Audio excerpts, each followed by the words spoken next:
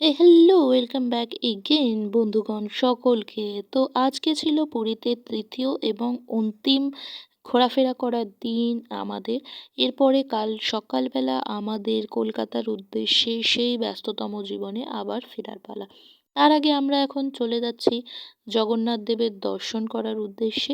বলতে বলতে আমরা মন্দিরের ভেতরে প্রবেশ করছি। এটা মন্দিরের বাইরের ফটকটা, ওই গেটটা দেখছো, ওই গেটটা দিয়ে আমরা মন্দিরের ভেতরে প্রবেশ করব। আর বাইরেটাও বেশ সুন্দর সাজানো। তার আগে আমাদের জুতো, মোবাইল সব কিছু বাইরে জমা রাখতে হবে। এখানে এগুলো জমা রাখার জন্য কোনো পয়সা নেওয়া হয় না, সম্পূর্ণ বিনামূল্যে।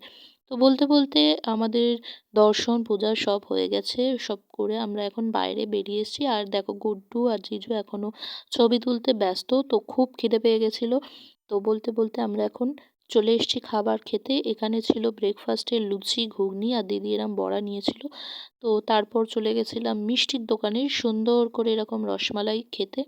খাওয়ার পর এখন আমাদের ফেরার পালা রুমে। তো যেতে যেতে আমরা এরকম খাজা সুন্দর করে প্যাক করিয়ে নিয়েছিলাম বাড়ি যাওয়ার উদ্দেশ্যে।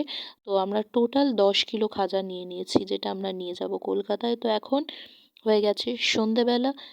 আমরা এখন যাব বিচে। এই যে গুড্ডু আমাকে হাই হ্যালো করছে। তো ওই পারে দেখো, আমরা এখন চলে এসেছি সন্ধ্যেবেলা বিচের ধারে। এখনই বিচে ভালোই ভিড় হয়েছে, শুরু হয়েছে ভিড় হওয়া। আর এনারা এখনও ডিসাইড করতে পারছে না যে এনারা কি করবে, চা খাবে এখানে নাকি অন্য দোকানে। বলতে বলতে আপাতত এনারা ডিসাইড করে ফেলেছে, করে এখানে চা খেতে বসে গেছে। গরম গরম 1 কাপ চা, আর তার সাথে এরকম বিস্কুট খেতে খেতে তারপর আমরা চলে এসেছিলাম সুন্দর করে এরকম আবার বিচের ধারে ফুরফুরে হাওয়া খেতে। মা খাচ্ছিল এরকম ঝালমুড়ি। সবার খুব ঠান্ডা লাগছে, যেহেতু বিচের ধারে খুবই হাওয়া দিচ্ছিল, তাই সবাই জড়সড় হয়ে বসে পড়েছে।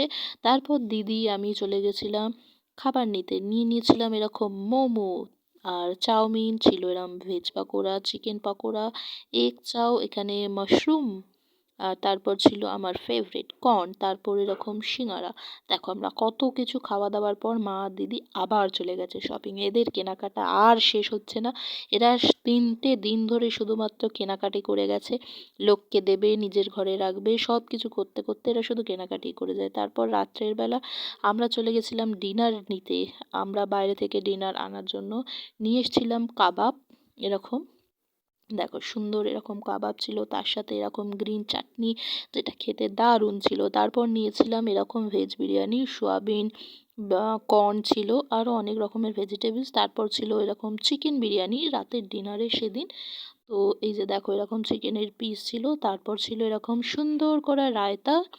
তো চলো ঘুমাই পড়ি, আবার সকাল হয়ে গেছে। সকালবেলা আমরা এখন ফিরবো ব্যাক টু কলকাতা।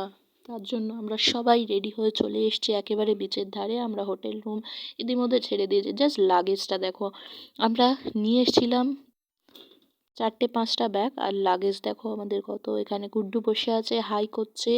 আর বাকি সবাই সকালের চা, 1 কাপ চা ছাড়া বাঙালির চলে না, সবাই চা খেতে গেছে। আমি আর গুড্ডু বসে আছি, সবাই চা খাচ্ছে। এখানে গুড্ডুকে বিস্কুট দেওয়া হয়েছে, গুড্ডু এখন বিস্কুট খাবে। গুড্ডুরও ঠান্ডা লেগেছে। এই যে গুড্ডু রানী বসে আছে, বসে হাই হ্যালো করবে কিনা ভাবছে, আর তার বদলে ও বিস্কুট দেখাচ্ছে যে ও বিস্কুট খাবে। তাই ও হাই হ্যালো করতে পারছে না তোমাদেরকে, তোমরা কিছু মনে করো না। চলো, তো এই পুরীর সূর্যকে বাই বলে আমরা এখন উঠে বসে পড়েছি, স্টেশনে যাব সেই উদ্দেশ্যে। এই যে গাড়ি হু হু করে ছাড়ছে। তো আমরা চলে এসেছি এখন পুরী স্টেশনে। আমরা আবার ট্রেনে করে ব্যাক টু কলকাতা যাব, কলকাতা ফেরার জন্য আবার সেই কাজের চাপে, আবার নিত্যদিনের জীবন। তো এই যে আমরা উঠে বসে পড়েছি ট্রেনে। গুড্ডু এখানে ভাবছে ও কোন সিটটা বেছে নেবে। এই যে দেখো, আমরা কি সুন্দর ট্রেনে উঠে বসে পড়েছি। এখানে গুড্ডু, আমি ভাবছিলাম আমি আবার কি পুরীতে ফিরে যাব নাকি থাকবো না। গুড্ডু আমাকে বলছে ঠিক আছে ঠিক আছে, তুমি চলে যাও। এদিকে দিদি বাড়িতে ফোন করতে ব্যস্ত। এই যে গুড্ডু বলছে ঠিক আছে তুমি যেও না, চলে এসো। কি করব বুঝতে পারছিলাম না। বলতে বলতে ট্রেনে উঠে বসেই পড়লাম। তো বলতে বলতে এখন ট্রেন ছেড়ে দিয়েছে, তো আমরা আবার কলকাতা যাচ্ছি। তো ট্রেনে যেটা সব থেকে বেশি খাই সেটা হচ্ছে ঝালমুড়ি। দেখো, বলতে বলতে খিদে পেয়ে গেছিলো।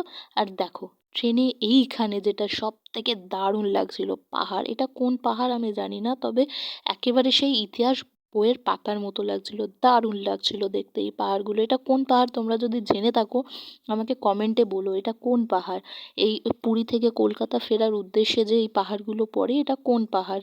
হঠাৎই যেতে যেতে আমরা লক্ষ্য করি এই পাহাড়গুলো খুব সুন্দর লাগছিল একেবারে লাল মাটির রাস্তা, ওই দূরে জঙ্গল, খুব ভাল লাগছিল দূর থেকে এই পাহাড়গুলো দেখতে। দেখো কি সুন্দর। আমি এরকম আগেও পুরীতে গেছি কিন্তু আমি এটা দেখিনি যে এরকম পাহাড়, লাল মাটির রাস্তা আমি দেখিনি। এই যে খুব সুন্দর লাগছে ওই দূরে দেখো কি বড় বড় একেবারে মনে হচ্ছিল যেন পাহাড় কেটে রাস্তা তৈরি হয়েছে আর সেই রাস্তা থেকে আমরা যাচ্ছি। কি সুন্দর লাগছিল জাস্ট দেখো। আমার তো মনে হচ্ছিল আমি আরেকবার এই জায়গাটা নামি, মানে সমুদ্র পাহাড় মোটামুটি একই জায়গায়। দেখো কি সুন্দর লাগছে। এটা কোন পাহাড় আমি জানি না, তোমরা জানলে আমাকে জানিও এটা কোন পাহাড়। আমি যতটা পেরেছি তোমাদেরকে দেখানোর জন্য আমি ক্যাপচার করেছি। দেখো কি সুন্দর লাগছে। একেবারে জঙ্গল পেরিয়ে পাহাড় পেরিয়ে আমরা কলকাতা ফিরছি, মানে জাস্ট অ্যাডভেঞ্চারাস। ভাবো কত সুন্দর লাগছে। ওই দূরে দেখো কি বড় বড় পাহাড়, এই যে সুন্দর লাল মাটির রাস্তা। দেখো ওই যে দূরে কি সুন্দর লাগছে। আমার আবার খুব ভাল লাগে এরকম প্রকৃতি। তোমাদের কেমন লাগে আমাকে জানিও কমেন্টে।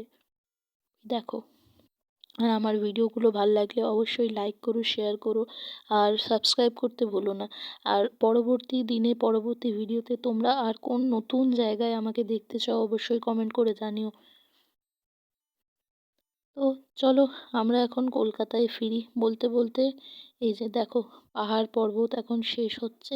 তো বলতে বলতে আমরা এখন রাতের বেলা ট্রেন থেকে নেমে পড়েছি। আমরা এখন কলকাতার উদ্দেশ্যে ফিরছি। এই যে গাড়ি করে সবাই ঘুমোতে ব্যস্ত। ভিডিও ভালো লাগলে লাইক শেয়ার সাবস্ক্রাইব করো। দেখা হচ্ছে পরের ভিডিওতে। টাটা।